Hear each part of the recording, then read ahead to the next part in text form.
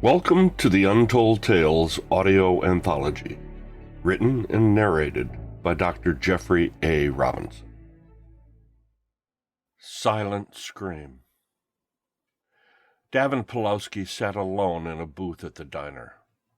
It wasn't a busy time of day, so the place was almost empty. He waited alone in a booth at the far end of the diner, holding a mug of black coffee in both hands. At first glance, anyone would have thought he was just staring at his drink, but if you looked closer, you'd have seen that his eyes were focused far away. He was lost in a world of his thoughts and oblivious to the world around him. Davin was a large man, though not fat. He'd always been one of the biggest kids in his class in high school. While clean-shaven and with hair cut in a short buzz cut, he looked older than his 30 years. The dark circles under his eyes suggested that he didn't get much sleep or was perhaps slightly ill.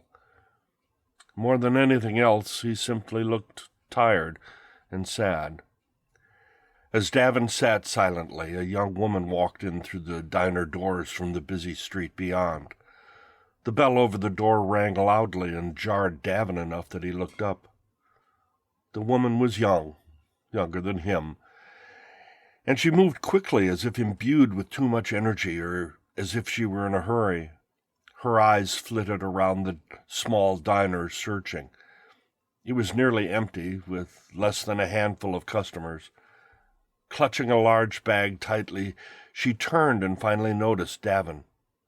Smiling, she hurried over to where he sat. "Are you Davin?" she asked. He nodded slightly. "Sorry I'm late," she said. "The traffic was worse than I expected." As she took a seat across the table from him, she set down her bag and extended her hand, saying, "I'm Rachel Torres. I'm a freelance reporter." Davin glanced up briefly, but he didn't reach out to shake her hand, for his own hands remained wrapped around his coffee mug as if trying to draw every drop of warmth that he could from it. It was cold outside, but not that cold. The waitress arrived, asking what she might want. Rachel ordered a coffee, but when the waitress offered to top off Davin's cup, he covered his own mug with one hand and shook his head. The server left a menu and departed, promising to be back soon. "I wanted to thank you for seeing me," said Rachel. "I understand that you don't give interviews, so I'm really very grateful that you agreed to meet with me." Then she reached into her bag and pulled out a notepad and her smartphone. "Do you mind if I record this?" she asked.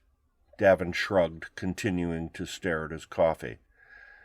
Tapping the screen of her phone to start a recording, she said, "You know why I want to interview you, don't you?" He nodded slowly, still avoiding her gaze, and replied, "It's because of my nickname and the things they say about me." Yes. You don't like that, do you?" Davin shook his head silently. "I guess no one would want to be known as the Angel of Death." Davin finally looked up, focusing on her fully for the first time. His gaze was hard, and his deep gray eyes became cold and piercing. "Oh, I'm sorry. That was a stupid thing to say. I didn't mean—" "It's okay. That's why I don't do interviews. I don't like talking about that." "But it's important," she said. "All anyone knows about you are the terrible stories that people hear. You need to tell your story and let your side of things be heard. You've never even defended yourself against the accusations that people made. Even though they dropped all the charges against you, people still tend to believe the worst because they're afraid." Davin responded with continued silence. "Why haven't you told your story before?" she asked. "Because arguing with people won't change what they believe. It will only make things worse." "But if you tell me," said Rachel, "I promise that others will read what I write, and they'll understand." "They won't," he said. "People believe what they want to believe. Facts don't matter. No matter what you say, they'll hold on to their fears to the very end. Arguing will only make them grasp those beliefs even tighter." That may be true for some people, but really, most people will understand. Silence was Davin's reply once more. Can I ask you some questions? She asked hesitantly. Sure, go ahead. That's what you came for, isn't it?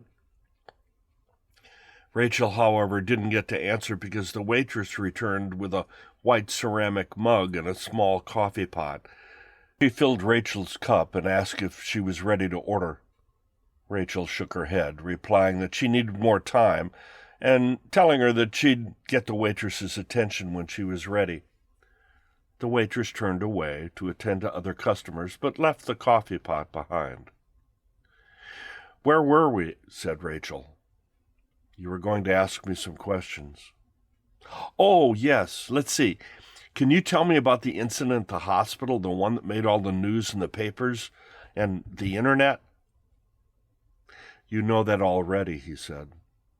You know all about it or you wouldn't even be here. Well, yes, that's true, but I wanted to hear your side of the story. There's nothing more to tell. She waited, and after a moment, Davin began to speak. A few years ago, I volunteered as an orderly at Mass General. They were having another spike of influenza and were short on staff. But you never had any medical training, did you? No. They said I didn't need any. After all, the only things they had me do were to empty trash, dump out bedpans, and push carts of supplies around. It was hard, and they had me working 12 and 14-hour days. I guess volunteers for those orderly positions don't last long. They eventually hired me as a full-time employee, but they only paid me minimum wage. They had high turnover, because it's not a very pleasant job. Okay, so how long did you work there? 3 years, he replied. And during that time, you got to meet many of the patients, didn't you? Yes. Especially in the evening when things slowed down. Sometimes I'd visit patients and just talk to them. Just talk, right? Yes. Why? Because they were lonely and because they were afraid.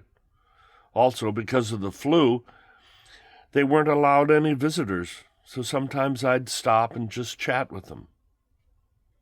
Yes, I can understand that. And things went well at work? Yes, for almost 3 years. Then someone started a rumor. Let's see, said Rachel, referring to her notebook. Someone noticed that the patients that you spent the most time with almost always died shortly after you spoke with them. Yeah. They accused me of harming them or helping them die. What happened then? Well, they didn't fire me, but they suspended me without pay while they investigated. In any case, I never worked a day there again. Davin gripped the cup tightly and his fingers grew white. Then, later, the police came to my apartment and arrested me. And they charged you with nearly 20 counts of murder, didn't they? Yeah. And they held you without bail. Uh-huh. Everyone was afraid of me.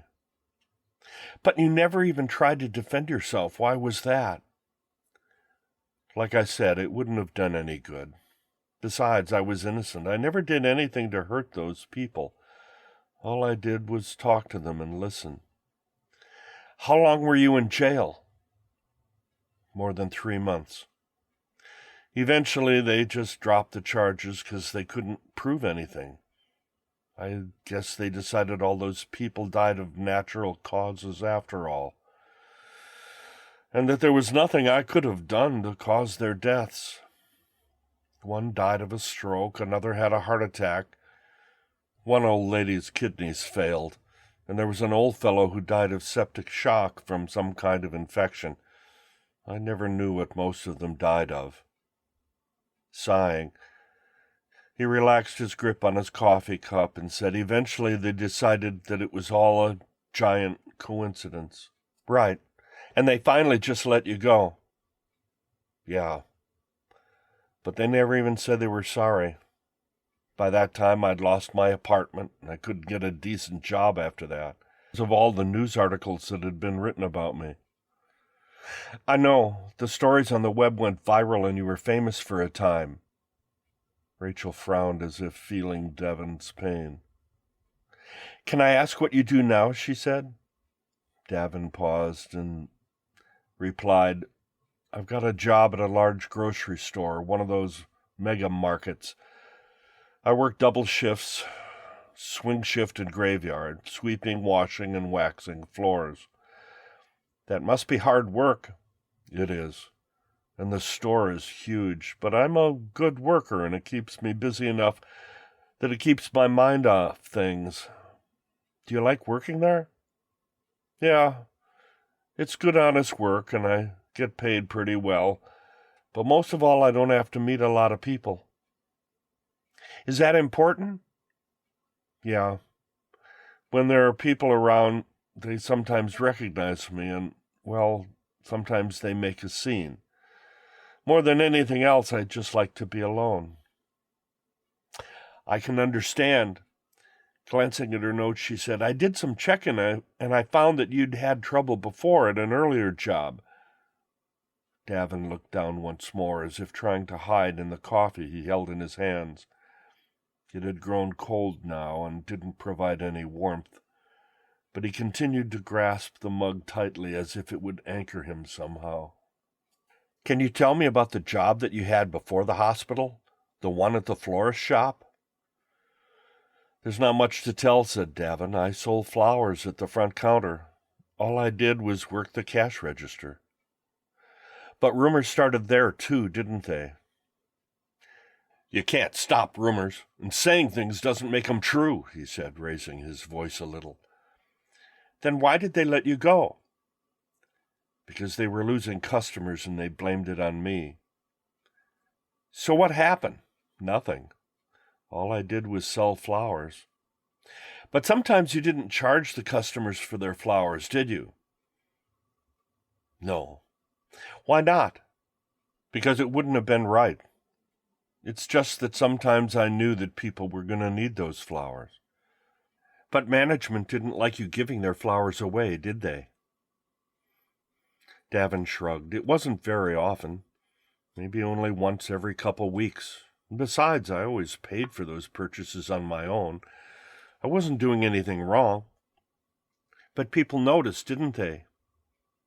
Davin nodded. They noticed that the people that you gave flowers to almost always died not long after you paid for them. Isn't that right? Yes, but I didn't do anything wrong. I just knew that they needed those flowers and paid for them and gave them to them free. I was just trying to be nice. But rumors began then, didn't they? And people became afraid to buy flowers from you. They were afraid that you were bad luck, and that if you gave them flowers it meant you were cursing them or that they'd die too. People grew so afraid that you might buy them flowers that they shopped somewhere else. I guess so, Davin mumbled. People make up things. That doesn't make them true. So what happened? They let me go. They blamed me for a drop in sales and told me one day they didn't need me anymore. Rachel stopped as she noticed a tear form in the corner of Davin's eye. She reached out her hand and touched his. It wasn't coincidence, was it, Davin? Sniffing, he simply said, No. Tell me then, how did you know? How did you know those people were going to die? He shook his head slowly, and another tear traced its way down his face. I always know, he said. Ever since I was in middle school, I've been able to sense when someone or something around me was going to die. What do you mean? Davin's lips tightened, and he sat silently for so long Rachel thought he wasn't going to talk anymore. However, sometimes the mark of a good journalist is knowing when to stop asking questions and when to simply listen. After a couple long minutes, Davin took a deep breath. and started to explain in a voice so soft that it almost seemed like a whisper. When I was in 8th grade, he said, I was on my way to school one day and heard something, or maybe I felt something. I don't know how, but somehow I knew that something nearby was suffering. I searched around, and behind a bush I found an old cat. It looked like it might have gotten into a fight with some other animals, like maybe some of the stray dogs that wander around there. Anyway, it was in pretty bad shape. I couldn't just leave it, so I stayed with it for a while and just petted it and held it. After a while, its breathing grew steadily more and more shallow, and finally it just stopped breathing completely. I didn't know what to do, so I took a rock and scraped out a small hole in the ground and buried it, just barely covering it with loose stones. Then I got up and went to school, but I got in trouble. I was late and covered with dirt and blood, so they sent me home. After that, I found out I could tell when neighborhood pets were going to die. I just walked down the street and could tell which houses had sick cats or dogs. So you just had a feeling? Yeah. And it got stronger in high school. It was so sad. Eventually, I decided I had to do something. So anyway, during my sophomore year, I went to a nearby animal shelter for the first time, and I took a dog from them. He was older and pretty scruffy, but he was friendly, and I could tell he was tired and in a lot of pain. So I took him home and I fed him. I gave him a nice warm bed to sleep in, and 3 days later he died in his sleep. I felt like I'd made things easier on him, so I started rescuing other pets. Sometimes I'd take a cat from the shelter, sometimes a dog. Did that make you feel better? Asked Rachel. Yes. When animals die, the thing they fear most is simply being alone. My being with them made their passing gentler. Davin's fingers tightened around his mug once more, as if trying to suppress long-buried anger. But something happened, didn't it? Yeah, he said. Eventually, someone at the shelter noticed that I came by a lot more often than anyone else, and they checked up on me. They found that all the animals that I'd rescued died soon after I got them, so they stopped letting me see the animals anymore. The people there even reported me to the police, but the cops said that without proof they couldn't do anything. So the shelter just banned me from entering the place anymore. Once again, Davin stopped talking. Silence shrouded their booth. After a short pause, Rachel asked, "But that wasn't the end of it, was it?" "No," he said solemnly. "When I was a senior, there was an accident at the school. A boy had been goofing off, climbing up the outside of the administration building. He was trying to get to the roof and was imitating those guys who climb mountains. He said it was easy and he'd done it many times before.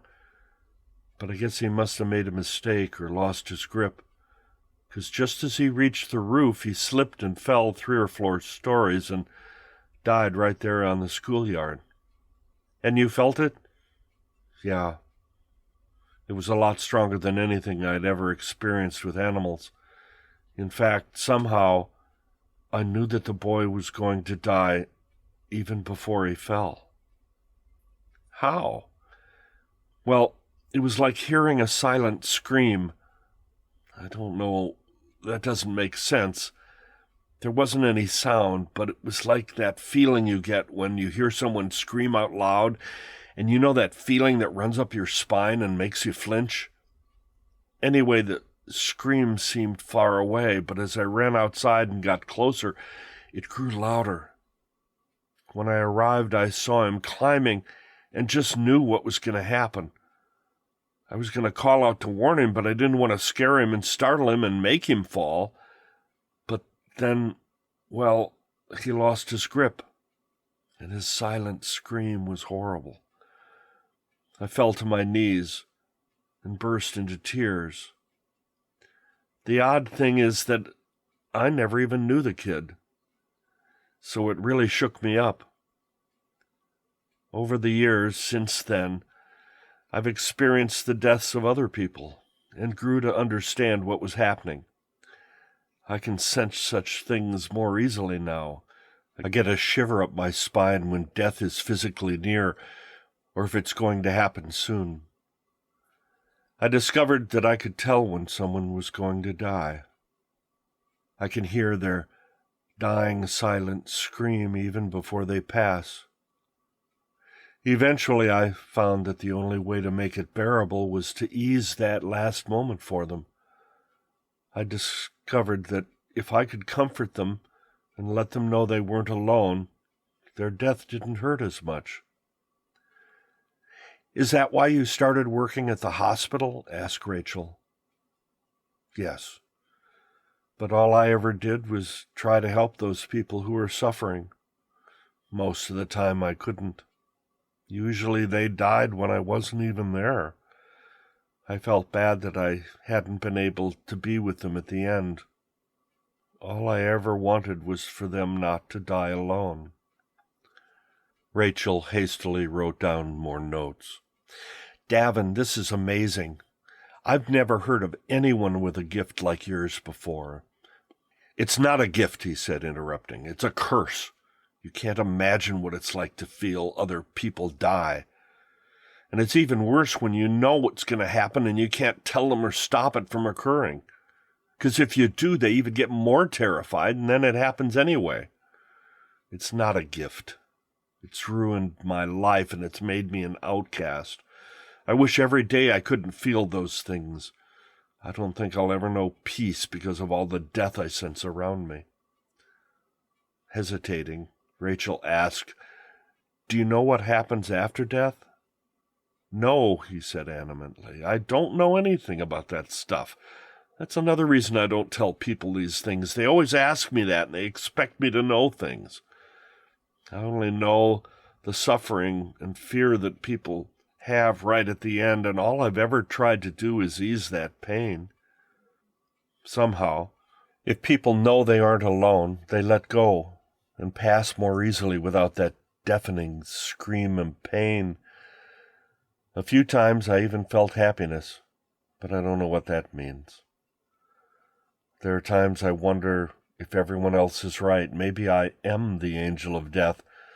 Maybe I am affecting them and making them die." Davin inhaled in a deep sob.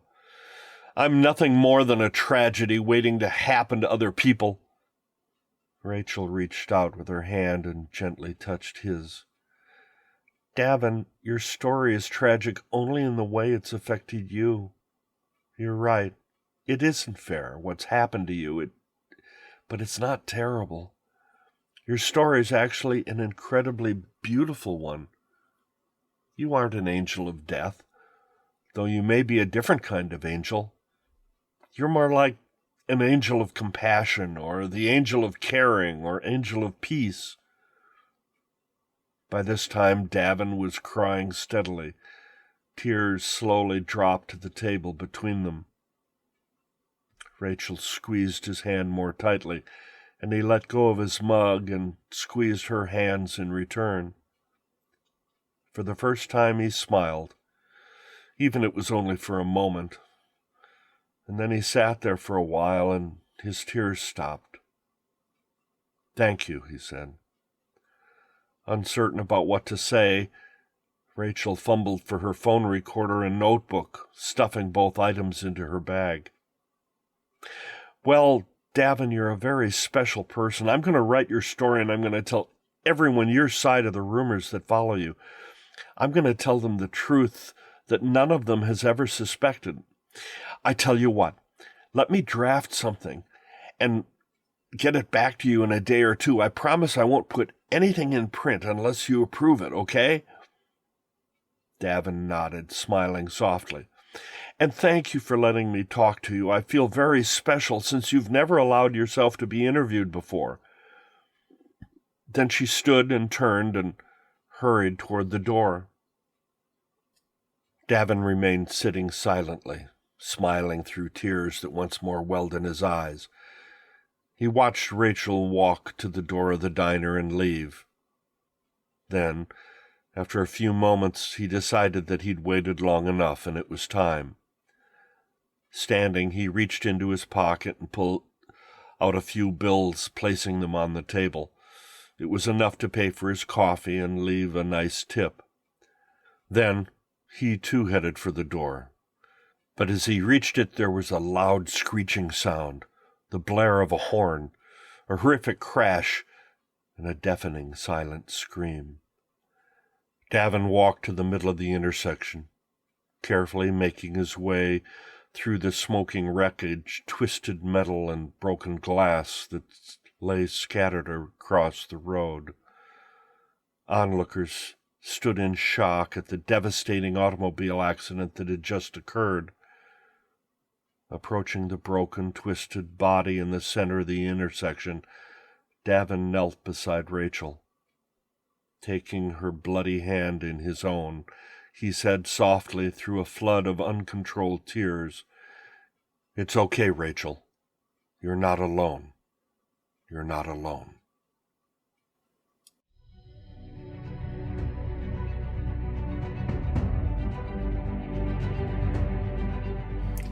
Thank you for listening. As you know by now, we love our listeners, fans, patrons, and supporters. Please let us know what you think of our podcast and our stories. The best way to do that is to subscribe to our podcast at untold-tales.com. By doing so, you'll be added to our mailing list so you can be notified of upcoming episodes, blogs, and other information. Thanks again for listening, and have a great day.